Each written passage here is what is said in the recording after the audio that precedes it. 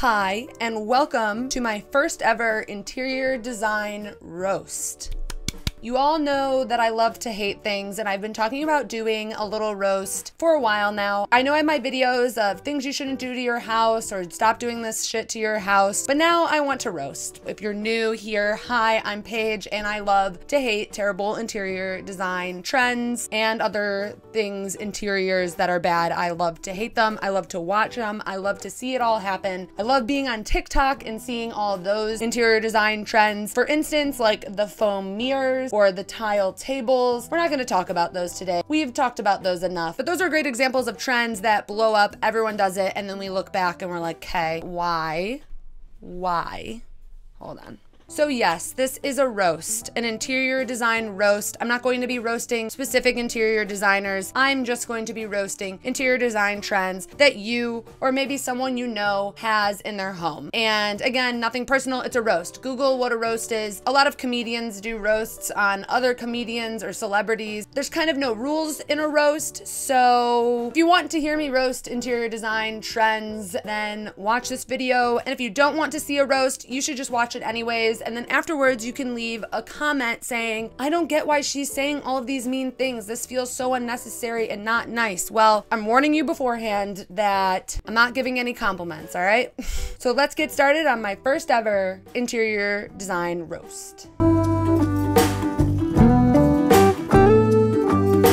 We're gonna start off strong here with something that I think a lot of people have in their homes, and maybe you watching right now, you might have this in your home. And this trend has been around for quite some time. I don't understand why it has not left, but that is the palm print or monstera print art. If you have this in your home, you probably bought this off of Etsy and framed it yourself in a nice IKEA frame and stuck it up on your wall, and you're like, look it, I'm in Palm Springs, it's vintage. But no, it's just a cheaply printed piece of art, and it definitely gives me vibes that you haven't really evolved in your taste since maybe 2015, from when this print started becoming popular. If it's not on your wall, maybe it's on a bedspread, maybe it's a full wallpapered room. Bottom line, if you have this print in your house, you are trying to be trendy, you're following the wrong influencers, or your Pinterest page needs a nice little update. Hopefully this isn't all too real for you yet, because I have quite a few more topics to touch on. We've talked about this so many times before.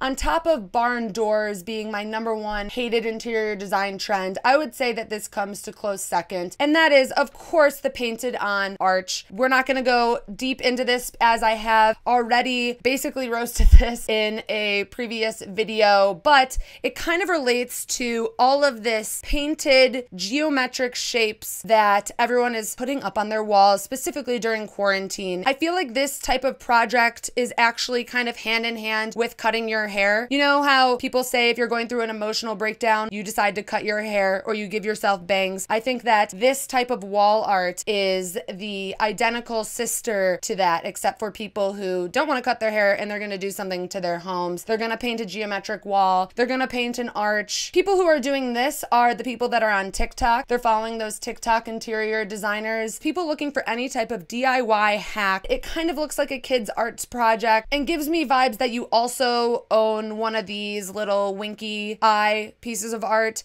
That's the kind of feel I'm getting from anyone who's painting a nice geometric shape on their wall. It's time to get off TikTok. Let's go back to around 1890 to 1800s when terrazzo was a huge thing, and it's back, more colorful and more prominent than ever. It's all over people's kitchens. It's one of those trends that's going to be here for literally 1 year, and then it's going to go, and so many people have been putting it all over their house, and it's going to look so incredibly outdated in, I don't know, less than 6 months, less than a year. I have always hated the terrazzo trend. I've never been able to get into it. If you have terrazzo in your house, you definitely shop at West Elm. There's nothing bad with West Elm, but West Elm is that store that is taking every trend and then making a ton of money off it in that year that they produce those items. West Elm is a little bit more bubbly and very trendy and will take your money immediately. So if you have terrazzo in your kitchen, you better get ready to drop a little bit of money on that renovation soon. And I bet you I'll be on Facebook Marketplace Marketplace 2022, and there will be at least 15 Terrazzo side tables for sale. Terrazzo tells me that you follow trends to the T. You will take any fun, bubbly, colorful trend and put it in your home. Let's talk about upcycling. A lot of people are taking old furniture, redoing them into a very cute and modern and trendy piece of work. Although it looks like there's been this crazy modern upgrade,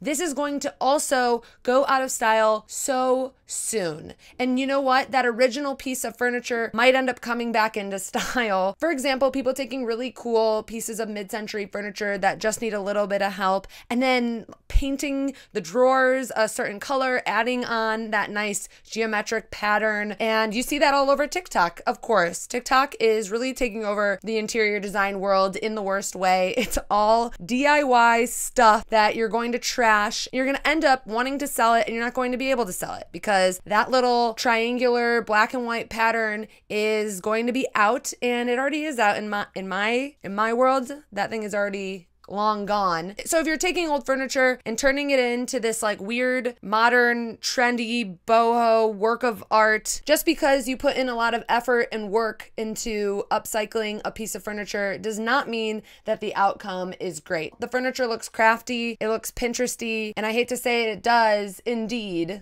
look chuggy. Stop painting your furniture. You think it's upcycling, but just keep the original piece. Why is pompous grass everywhere? Why does everyone have a boho rug and pompous grass everywhere? I didn't think I hated pompous grass, but now I do. I really, really do. It has been a staple in every home that owns one of these chairs or maybe one of these rugs. Then you probably have pompous grass. I feel like I liked pompous grass at the beginning, and now it has become a staple in this type of household. I would say pompous grass is just as bad as having a ton of fake plants. It has officially been categorized in this boho world, the boho blogger. It goes along with that blogger style I talk about all the time. Definitely not the style I want to go for. If you have pompous grass, do you also have a blog? If you're not on TikTok, then this one might be a little bit of a shock to you. I've mentioned in the past these foam tables. We all have loved to see these foam tables come into our lives. I've talked about how much I despise these. Also, these foam mirrors. It kind of goes hand in hand with these TikTok crafts that everyone is participating in and I absolutely despise. So let's talk about our latest one, and that is the cloud wall. Cloud walls, cloud ceilings. It is the most crafty, absolutely terrifying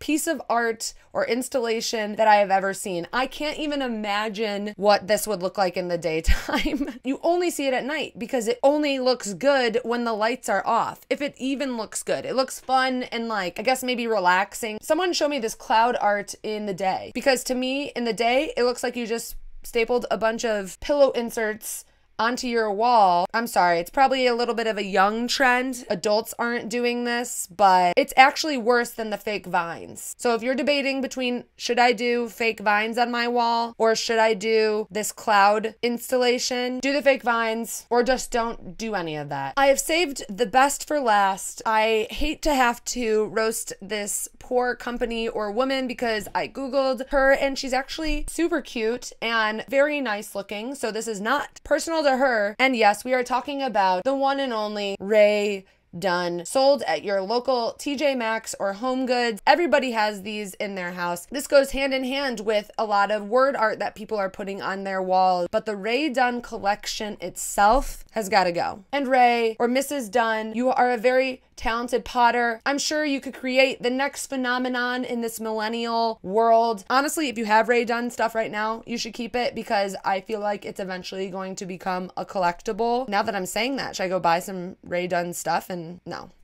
But I do feel like it's eventually going to become a collectible, so watch out. There's actually this girl on TikTok who is making fake Rae Dunn mugs and pottery pieces and putting them in her local Home Goods. They say hilarious sayings that you would not want on your piece of pottery like this. I love this girl for kind of taking a very huge phenomenon. Like there's literally middle-aged women who are sprinting into Home Goods collecting all of the Rae Dunn pieces before they sell out. So am I missing something here? I love that this girl is kind of making a joke of it because I'm sure these ladies are picking it up and being like, penis. So yeah, if you own any Ray Dunn, I would assume you're young in your 20s, you recently just got married and you moved to the burbs. Maybe you're a millennial and you're kind of stuck in that style from when it was popular, or you're just a middle-aged woman and you personally loved some Ray Dunn pottery. And that concludes my first interior design roast. Hopefully nobody is offended. Nothing should be taken personally. This was kind of my first round of things that are